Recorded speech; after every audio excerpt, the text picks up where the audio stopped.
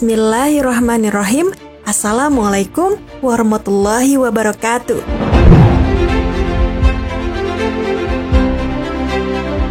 Sahabat Muslim, pernahkah kita membayangkan rasa sakit orang yang dicabut nyawanya oleh malaikat maut? Bahkan Rasulullah mengatakan bahwa rasa sakit ketika sakaratul maut itu bagaikan 300 kali tusukan pedang. Ketika malaikat Israel mencabut nyawa Rasulullah secara perlahan, Rasulullah pun masih merasakan kesakitan. Lalu bagaimana rasanya jika malaikat Israel mencabut nyawa seseorang dengan kasar? Pada hari kiamat nanti, dunia mengalami kehancuran. Tidak hanya itu, semua makhluk akan merasakan kematian, termasuk para malaikat, tak terkecuali malaikat Israel. Setelah mencabut semua yang bernyawa, malaikat Israel akan mencabut nyawanya sendiri.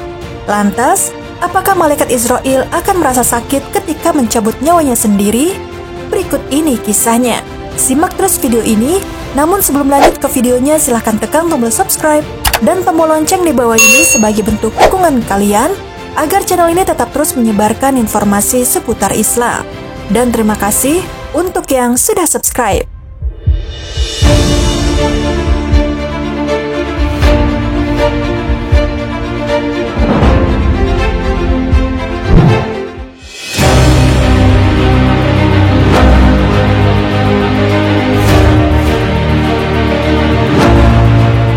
Sahabat Muslim, terjadinya kiamat besar ditandai dengan tiupan trompet atau sangkakala oleh malaikat Israfil sesuai perintah Allah Subhanahu wa Ta'ala.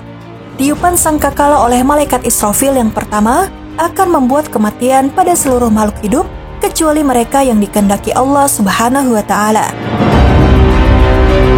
Dan ingatlah hari ketika ditiup sangkakala, maka terkejutlah segala yang di langit dan segala yang di bumi, kecuali siapa yang dikehendaki Allah, dan semua mereka datang menghadapnya dengan merendahkan diri.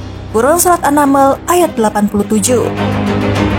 Mengutip Ibnu Katsir dalam buku Dahsyatnya Hari Kiamat, tiupan trompet atau sangkakala pertama menyebabkan guncangan yang hebat hingga menghancurkan seluruh makhluk. Namun, malaikat pembawa arsy, Jibril, Mikail, Israfil dan malaikat mautlah yang tetap hidup usai tiupan sangkakala pertama.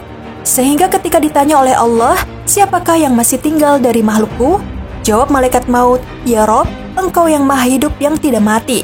Tinggal malaikat Jibril, Mikail, Israfil, Hamalatul Arsy, dan aku. Maka Allah menyuruh malaikat maut mencabut nyawa mereka. Riwayat Muhammad bin Ka'ab dari Abu Hurairah berkata, kemudian Allah berfirman, Jibril, Mikail, Israfil, dan juga Hamalatul Arsy harus mati. Kemudian Allah bertanya, hai malaikat maut, siapakah yang masih tinggal dari makhlukku? Jawab malaikat maut, engkau zat yang hidup yang tidak akan mati, tinggal hambamu yang lemah, malaikat maut.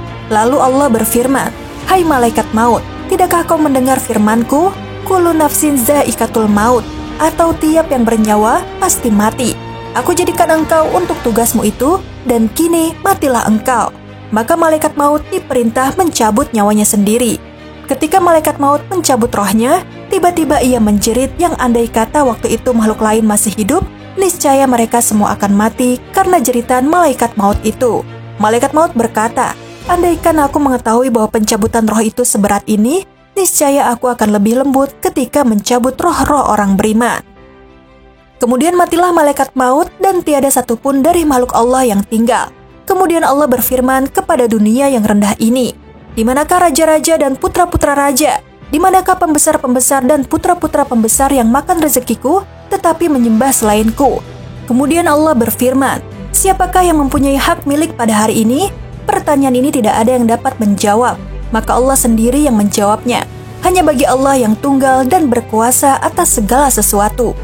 Kemudian Allah menyuruh langit menurunkan hujan selama 40 hari, sehingga air telah mengenang di atas segala sesuatu setinggi hasta. Maka Allah menumbuhkan makhluk bagaikan tumbuhnya sayur-sayuran sehingga sempurna kerangka badannya, sebagaimana semua dahulu. Kemudian Allah menyuruh, hiduplah hai Israfil dan Hamalatul Arsy, maka hiduplah mereka. Lalu Allah menyuruh Israfil meletakkan sangkakala di mulutnya. Lalu Allah menyuruh Israfil meniupnya untuk membangkitkan. Maka keluarlah roh-roh bagaikan lebah telah memenuhi angkasa antara langit dan bumi. Lalu masuklah roh itu ke dalam jasad di dalam hidung, maka bumi mengeluarkan mereka. Malaikat pencabut nyawa yang dikenal sangat keras saja masih terasa begitu menyakitkan ketika diri sendiri yang mencabut nyawa. Terlebih bagi kita yang merupakan manusia biasa. Malaikat maut pun mengatakan jika ia tahu betapa menyakitkannya mati, maka ia akan lebih lembut lagi saat mengambil nyawa orang-orang yang beriman.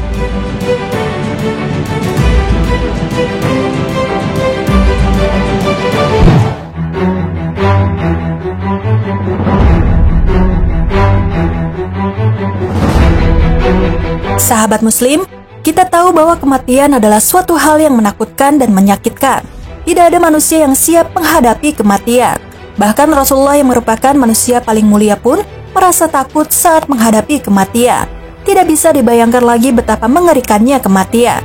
Kerasnya suara jeritan malaikat maut harus membuat kita semakin baik dalam beribadah. Sekian video kali ini. Wassalamualaikum warahmatullahi wabarakatuh.